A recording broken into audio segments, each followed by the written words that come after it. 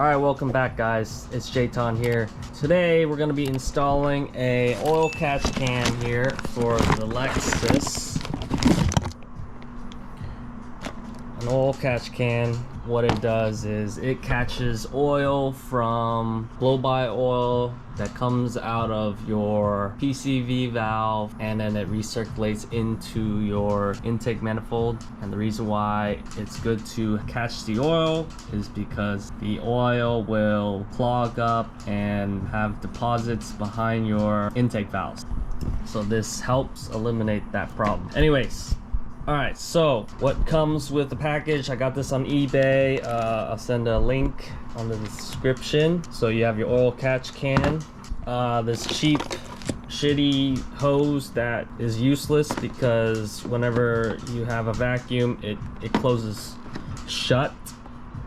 So you need to either buy it online. I can send you the link that I bought, or you can go to AutoZone and try to get the correct hose. That's pretty strong and robust hose like this. See how it barely bends, while this one it just shuts. And then they have a bunch of different size connections, small, medium, large.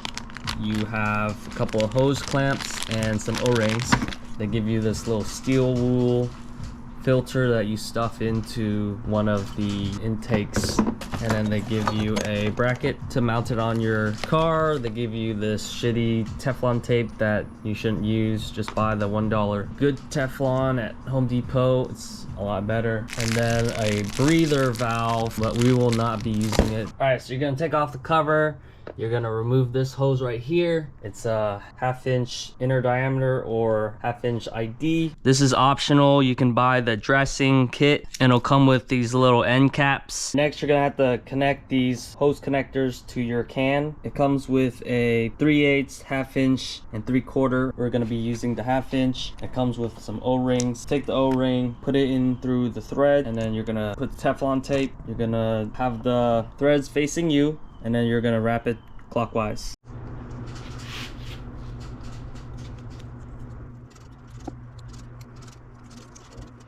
Next, you're gonna mount the catch can. Found that this spot is the best spot to put the catch can, and this is how I mount it. I put the 2 screws on the back. I measured the height, and then I made a marker spot and made the 2 holes, drilled it through. I put a piece of tape there, so just in case I drop the nut, it will not fall down, because it's pretty hard to reach. I have to put the nut through that bolt right there, and there's not much room to work with. Got one nut on, and I actually did drop it, but the tape catched it. I put both fingers here, and then I screwed in the bolt. So we'll do the next one. Alright, so I need to use my long needle nose 90-degree pliers to hold the bolt while I use my 4mm T-wrench to tighten the bolt from the back side. And that's for the top bolt. The bottom bolt, I used another long needle nose plier to reach on the bottom end of the bolt to hold it while I tighten it. So you might need a lot of special tools to do this. You can get them all at Harbor Freight. They're super cheap. I have a bunch of like specialty tools that I got from Harbor Freight for cheap. Make sure you use their coupon. Get them whenever they have their 20 or 30% coupon to save some money. Alright, so this is how I put the bolts on. Got one pliers right here, one pliers right here, holding the bolts down, and I'm tightening it down with my T hex wrench, 4mm. And this is, I think this is the best way to do it, with enough room to connect your hoses. You're gonna have the hose here, and then it's gonna connect to this PCV valve. Next, you're gonna route and measure out your hose to the connection and cut it. It's always a good rule of thumb to cut more than you need. That way you can cut more If you cut too much, then you're screwed, can't go back. So it's kind of tough and tricky because the turns and the hose, you don't want it to kink. I have it to where it curls this way and then it curls again this way. There's a slight kink to it right here, but it shouldn't be too bad. Next, we're gonna install the dressing. You're gonna measure out the same length as well, and then you're gonna cut it. So you need to cut the dressing a little longer than the actual tube, because when you put it in, it shortens the length. So what you do is you kind of just bunch it up like this, and it'll go in.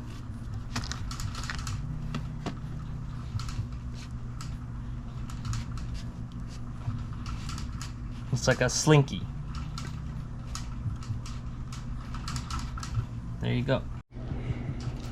Next, you're gonna want to tape the ends with electrical tape, and you want to get it real tight as you can. Do a couple wraps. All right, so we'll do another one. Open it up, spread it open. Looks like Cell's tail when he's sucking up the androids. You know, vacuum cleaner.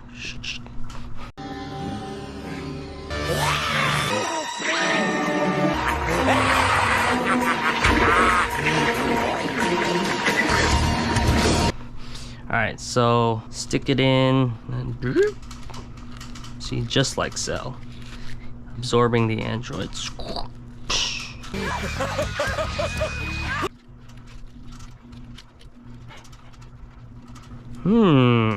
Looking nice.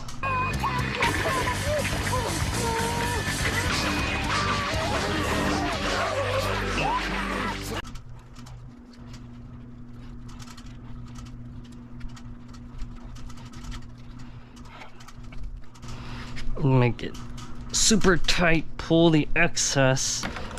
And you're gonna trim the edges.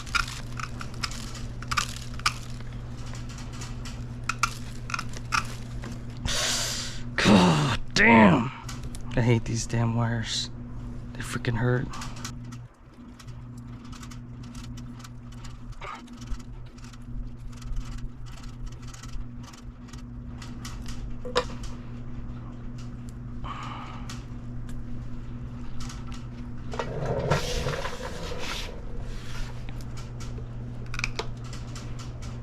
Pull, make it tight. I want it tight. I like it tight.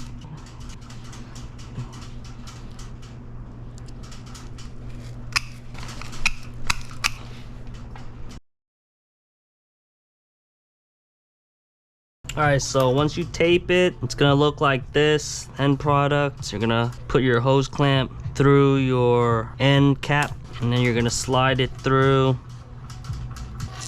Should go in, and then you should be able to tighten it. Alright, and to install it, you make sure the hose clamp is in the correct spot. Make it easier. Get the connection where you want it, and then you're gonna tighten it. Actually, it's easier to install this one first than it is to this one, so I'll leave this one out because you're gonna need room. And then you're gonna want to do the same for this one and this one. Same concept. You're gonna put it in correct way, however you want it, whatever is the best, easiest way to remove the clamp. So this is what I got so far. So I did these two hoses because I might as well do it because I had it open and I have extra dressing. This is the larger diameter. It looked pretty ugly with the end cap, so I just taped it, made it look clean. When you put the cover, it kind of blocks this part. So, and this is pretty much all the dressing that you can put on it. You have like this radiator hose, there's liquid in there, so you'll have to drain that, and I don't really want coolant everywhere right now, so I'm just not gonna do that. There's a bunch of other hose. Well, this is the AC hose, so you don't want to touch the AC lines. I think this is the AC line as well. Don't want to touch that. So pretty much these two hoses, and that back hose that you can make it look cool. Or you probably slice on the back side and then wrap around the hose and then put the cut part on the bottom. You could possibly do that. You'd have to buy some more dressing to do the rest of the hoses and make everything match and look nice.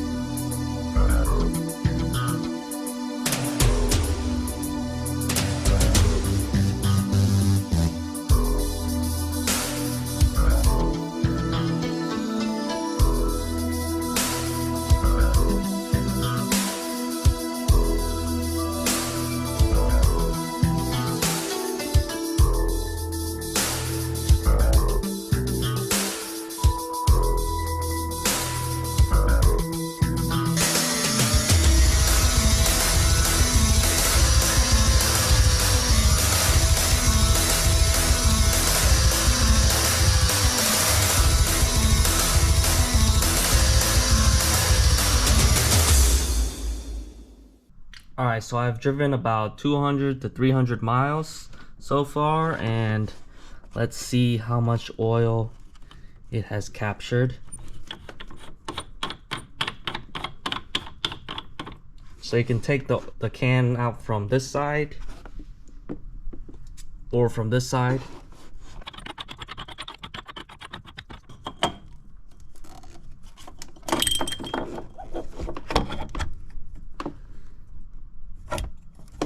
That's how much oil we've got so far. It works. It's doing its job. We'll see how good it does in the long run. Let's take a look inside.